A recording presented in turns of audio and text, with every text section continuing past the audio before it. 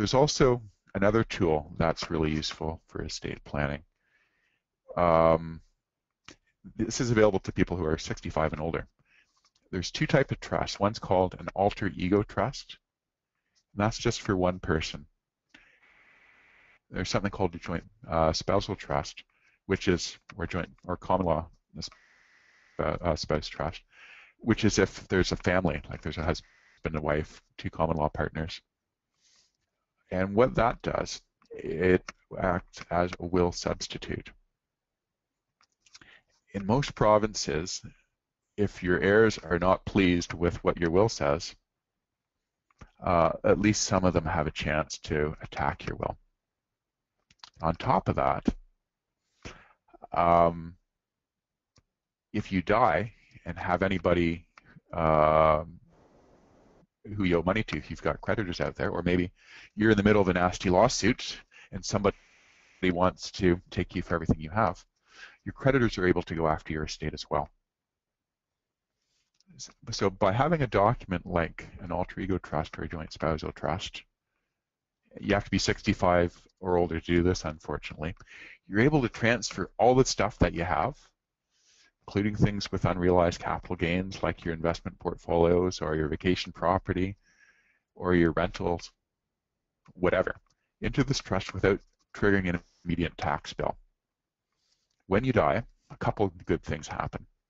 One is the terms of this separate document outside of your will says who gets what. And because of that, it's not part of your estate, which means that people who challenge your will aren't able to go after those assets, because you're challenging a will, you're only able to go after assets in the estate. Most of the time, sometimes for your husband and wife, well, there's always exceptions, and that's a situation where the judges are often willing to try to get extra assets into the mix. So number one, you're avoiding will challenges, you're avoiding creditors, and you're also avoiding probate, because the trust deed says who inherits, and you take that to the bank, you take that to the investment company, rather than a death certificate and a letter of probate from a judge. So you're saving on the probates. It's not going to save you on income tax. I'm not going to say too much more about this because we've got a lot to cover and I don't want to lose too many of you. But if you're over 65, if you're worried about family fights, if you're worried about creditors, then you might want to learn more about alter ego and joint spousal trust. Another easy way of avoiding taxes or minimizing taxes, avoiding family fights, is giving while you're alive. I won't get into the pros and cons of that now. Sometimes you're triggering an immediate tax bill now, which isn't a terrific thing. But on the other hand, if it's an asset like a cabin that's going to be in the family for generations to come and you're still expecting to be around for another 10, 15 years, sometimes it's better to bite the bullet and pay a little bit of tax now rather than to have a huge tax bill to deal with at your death, especially if you're not sure if there's going to be the money to pay the tax bill then, but you're pretty good with your financial situation at this point. And the other thing I'll touch on extremely briefly is a lot of times if you own a business, there's a lot of things you can do during life to keep the tax bill down at death. Since this is more of a general presentation, that's all I'm going to say. Other than that, sometimes if you own a business, you might want to change what the type of shares issued happen to look like, and you might change who owns them. In other words, if you're the only one who owns a company and you do nothing, that company is going to continue to go up in value and you're going to be taxed on the whole capital gain. But if you take steps so that some of the future growth is in the hands of other relatives or even in the hands of a trust that you control, then those shares are not going to be part of the tax calculation when you die. And it's even possible to reorganize the type of shares that you have so they're not going to grow anymore in the future. you're going to change common shares for preferred shares. And if you're really clever, you might even be able to redeem some of your preferred shares along the way. So not only do you cap your company related tax bill at your death, even though the value of your company still climbs and climbs and climbs, but you're actually able to reduce it. So even though your company's more valuable, your final tax bill can get smaller. That's the sort of thing that most business owners love to hear. So I have no idea what your knowledge base is on our tax system. So I'm going to give you a very quick run through about how capital gains work in Canada when somebody dies. A common question I get is, what's estate tax in Canada? And the answer is there isn't any anymore. Estate tax is something we'll find in the UK and we'll find in the States, and that's kind of a tax that's based on the size of your estate. They don't look at capital gains when they're figuring out estate tax. They just look at how much do you own and tax that by a percentage. What we do instead in Canada is we treat it like you went on a shopping spree the second before you died. You sell everything that you have. You sell your house, you sell your rental property, you liquidate your stock portfolio, you drain your RSPs down to the last drop. So, and all that gets added on to your regular tax returner. Actually, as we'll talk about later, you might actually be able to file extra tax returns. But when you die, all those gains are taxed on the same tax returns essentially that you use during your life. They're subject to the same tax rates that you're dealing with each year as you go. But the problem is, because you're taxing so much at once, a lot of times you're up in the highest tax rates pretty quick. So maybe you're chugging along making $60,000, $70,000 a year during your retirement and are paying tax somewhere in the 30s. But at death, you're liquidating maybe the $1 million RSP all at once. You're adding that on top of the money you've already made in your dividends, your interest payments, your capital gains, your RIF payments, your pensions. So all of a sudden, that $1 million pension in BC, for example, would be taxed at essentially 46%. So $1 million RSP would only leave the estate $540,000 after tax. And as you might expect, that's not a good news story for most of us.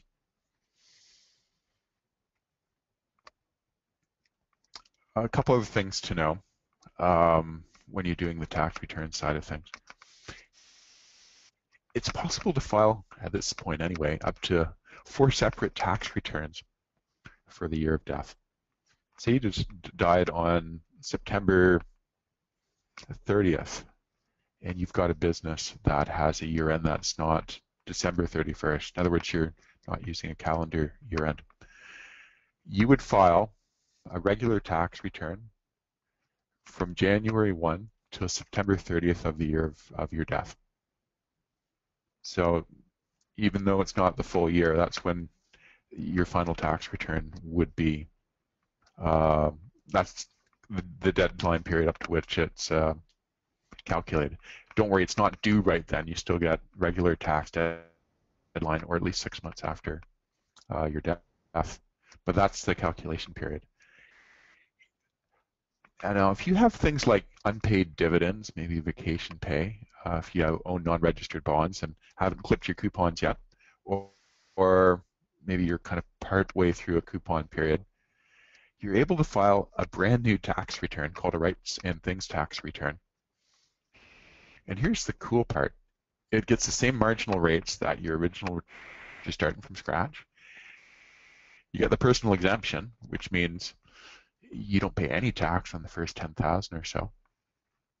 And you also get things like a dependent credit, maybe a spouse credit, and if you're over 65, an age credit.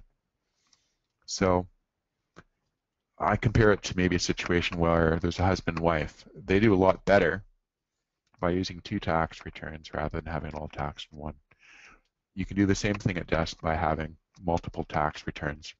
For those rights and things like we just talked about, you get your regular return. If you have a business with a non-calendar year end, you can have a separate return for the business or partnership income for that year. And if you are somebody who's getting money from a testamentary trust, in other words, if somebody else died and set up a trust in their will, or using life insurance, the money in that trust can also show up on a separate tax return, assuming the trust had a non-calendar year end as well.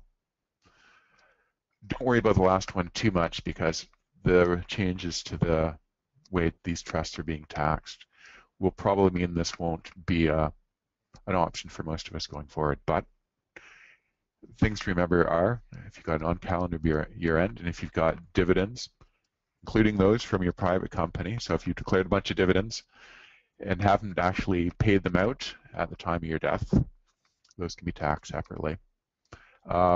There's a huge tax saving opportunity. And as a twist, even for things like unpaid dividends, you have the option of rolling those over and having them taxed in someone else's hands rather than yours.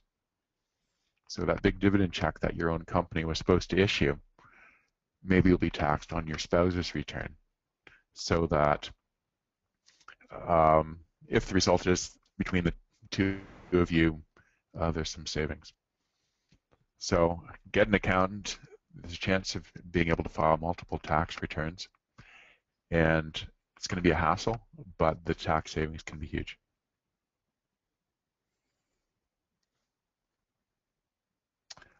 Another thing to take into mind when you're looking at the tax bill on death is some of the assets you own might be taxed for the first and last time ever, or in your lifetime. For example, if you have a vacation property, you might have owned it for 50 years, and you haven't been paying the piper as you go because that's not how our tax system works for capital gains.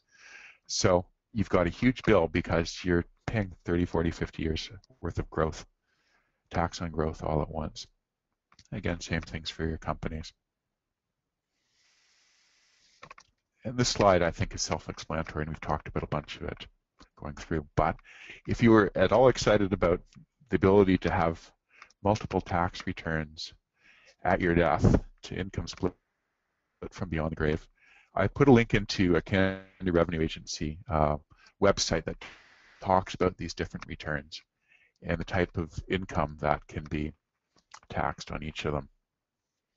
So check it out if you're at all interested, or at least send it to your accountant when the time comes.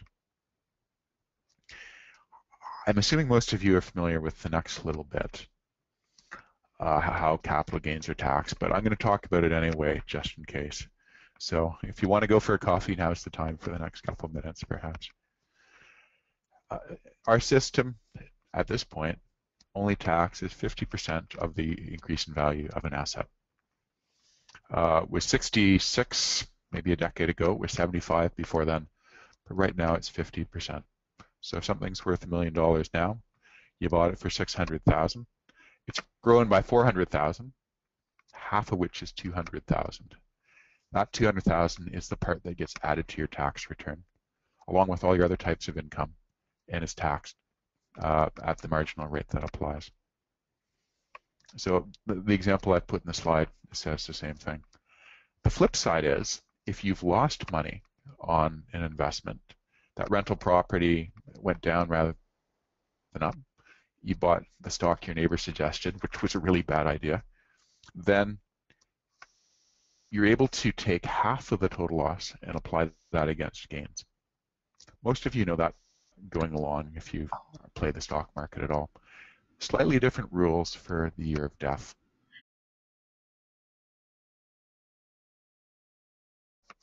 For capital losses, usually while you're living, you're able to only use those against your capital gains.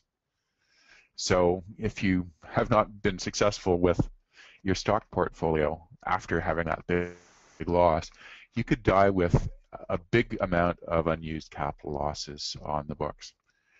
CRA wants to give you a break at that time. And even though you weren't able to write those losses off during life because you didn't have capital gains, they'll let you write those off against other types of income at death and also the year before. In other words, if you died on January 1 of a year, you probably didn't have much time to accumulate any capital losses, so the CRA says fine. Use what you can for this year, and we'll let you use the remaining losses against your taxable income the year before. So that's a way of keeping your tax bill down a little bit. So just to recap on that one, your capital losses are only 50% of the total loss, just like your tax, only 50% of the total gain. So if your portfolio went from $1 million to 800,000, you've lost 200,000, but you only have $100,000 that you could write off against maybe the value of your RSP in the year of your death.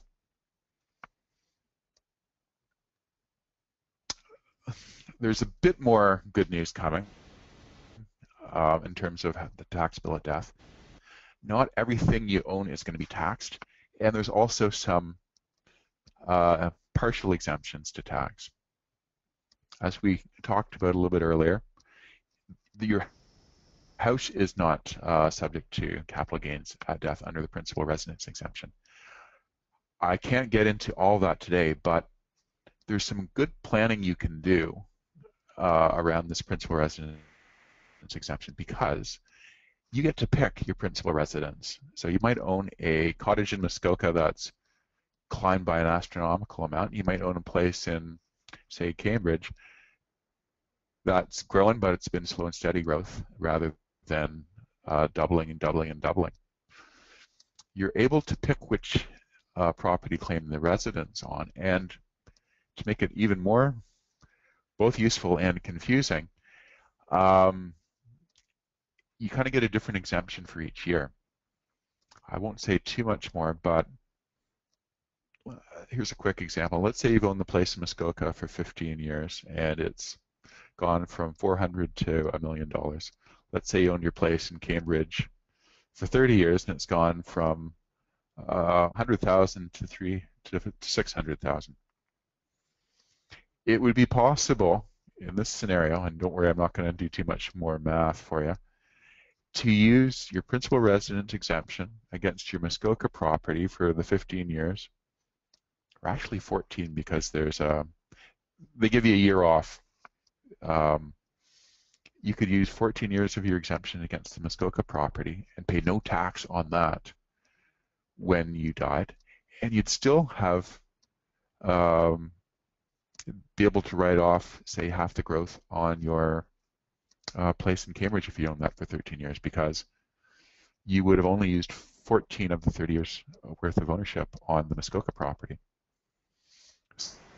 So, to make a long and perhaps not particularly interesting story short, it's possible to do some great principal residence planning to dramatically reduce your tax bill. So it's important to make sure your accountant knows all this information and to get good help, so you just don't assume that you have to pay the big tax bill on your cottage, because that might not be the case at all.